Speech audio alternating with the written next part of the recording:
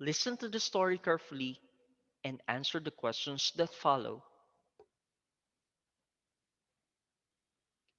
Potatoes, eggs, and coffee beans. Once upon a time, a daughter complained to her father that her life was miserable and that she didn't know how she was going to make it. She was tired of fighting and struggling all the time. It seemed that just as one problem was solved, another one soon followed. Her father, a chef, took her to the kitchen. He filled three pots with water and placed each on a high fire. Once the three pots began to boil, he placed potatoes in one pot, eggs in the second pot, and ground coffee beans in the third pot. He then let them sit and boil, without saying a word to his daughter. The daughter moaned and impatiently waited, wondering what he was doing.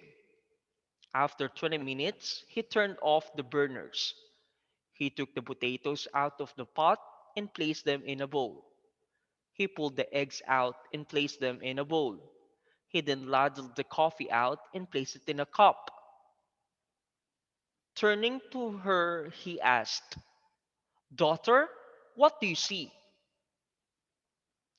"Potatoes, eggs, and coffee," she hastily replied. "Look closer," he said, and touched the potatoes. She did, and noted that they were soft. He then asked her to take an egg and break it. After pulling off the shell, she observed the hard boiled egg. Finally, he asked her to sip the coffee. Its rich aroma brought a smile to her face. "Father, what does this mean?" she asked. He then explained that the potatoes, the eggs, and the coffee beans had each faced the same adversity, the boiling water. However, each one reacted differently.